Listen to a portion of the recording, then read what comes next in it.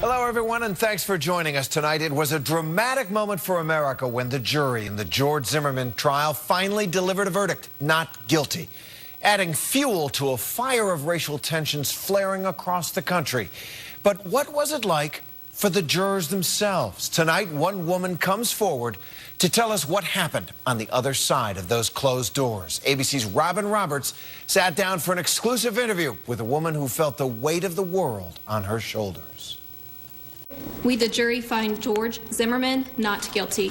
The not guilty verdict that set George Zimmerman free in the shooting death of 17-year-old Trayvon Martin rattled the nation, with many Americans questioning the jury's decision and wanting to ask the jurors a very tough question. Some people have said George Zimmerman got away with murder. How do you respond to those people who say that? George Zimmerman got away with murder, but you can't get away from God. Juror B29, Maddie, came forward today in an ABC News exclusive interview. She said it wasn't an easy decision. It's hard for me to sleep. It's hard for me to eat. You haven't asked for money. You haven't asked for a book deal. You haven't asked for anything other than a forum to be able to tell your story. Yeah. I don't need money. No money in this world could pay me to forget the pain that I'm going through. Trayvon Martin will always be in my heart. But she wanted to talk about the verdict, how the jury reached it, and about what she sees as perhaps a higher justice. At the end of the day, he's going to have a lot of questions and answers he has to deal with. The law couldn't prove it. We just have to believe in the Lord that if he has to pay, he will pay. Maddie says putting her emotions aside and only considering the law was not easy. I stand by the decision because of the law. If I stand by the decision because of my heart, he would have been guilty. A 36-year-old mother of 8 who calls herself a black Hispanic was the only minority on the jury. Since the verdict and the public backlash, she says she has been ridden with guilt. I feel that I was forcibly included in Trayvon Martin's death. The shooting death of 17-year-old Trayvon Martin brought the issue of race in America back to the forefront. After Zimmerman's acquittal, outrage ignited across the country. So how do you respond when you see people who are making this about race, who are saying, had Trayvon not been a young black man, that the conversation would be different? Is it true? That's a question to be asked. Even the president brought it up. There are very few African-American men in this country who haven't had the experience of being followed when they were shopping in a department store. That includes me. Just like Obama, I go to a lot of places and I get people to follow me sometimes. Trayvon Martin's parents' reaction to the verdict echoes the feelings of many Americans. I really didn't believe that he was not guilty. While George Zimmerman has remained silent, his parents spoke to ABC News, offering an apology to Trayvon's family. We are deeply sorry for this tragedy. But for Trayvon Martin's parents, Sabrina Fulton and Tracy Martin, the fight for justice continues as they consider a civil suit. It's not just about the Trayvon Martin case. Now it's about your kids. It's about other kids. 2 days after the verdict, another juror, B37, spoke to Anderson Cooper on CNN. I think both were responsible for the situation they had gotten themselves into. I think both of them could have walked away. There were some things that the other jurors said that you wanted to respond to. B37 used the word we. I guess because we were in the jury together, she put it all as in a group. And the way she made a lot of us sound was, we walk by color.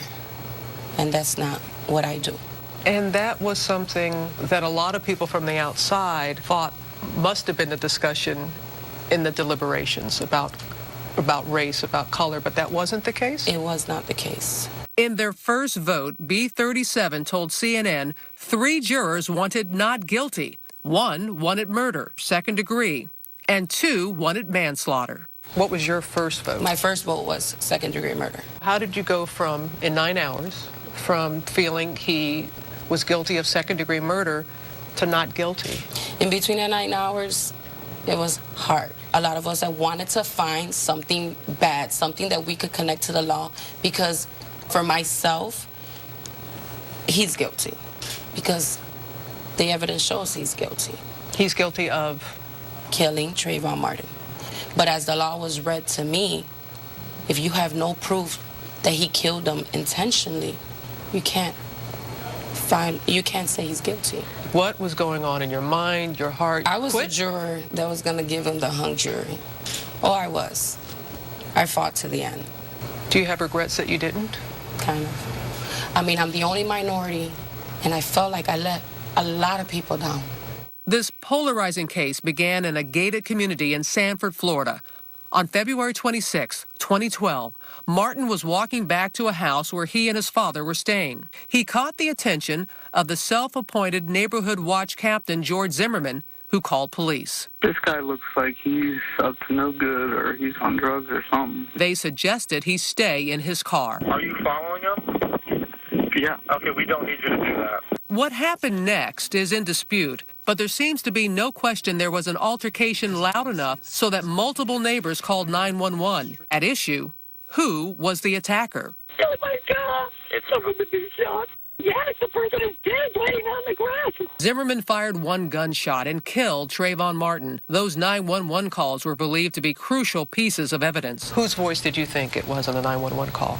I've never really paid mind to whose voice it was, because the evidence shows that people's voices change when you're in extreme motion. During the trial, the FBI's audio expert did testify that it is impossible to tell who was screaming for help. During their 16 hours of deliberations, the consideration of a possible manslaughter verdict weighed heavily on Maddie. When you all sent that note to the judge asking for an explanation on manslaughter, what was that about? What we were trying to figure out was manslaughter. In order to be charged, we had to prove that when he left home, he said, I'm going to go kill Trayvon Martin. Her own lawyer, David Chico, says even legal experts would have been confused. And I've thought a lot about it, and I haven't really been able to come up with, really another charge. Except, I mean, I think manslaughter was a charge that could be put forth. Maddie says she had no idea that the world was watching so closely. Solidarity! After the jury was released, she says she crumbled as the negative news reports about their verdict erupted. I literally fell on my knees and I broke down. My husband was holding me. I was screaming and crying. And I kept saying to myself, I feel like I killed him. And I feel that if they would put the law and a lot of people would read it, they would understand the choices that they gave us. She says the choices she made, she still stands by today. Where do we go from here? My hope is that we stop walking around looking at color. That also seemed the hope of the devastated parents of Trayvon Martin, who have been giving a kind of master class in forgiveness. We continue to pray that, that we'll find peace and strength to be forgiving parents. What would you like to say to Trayvon's parents?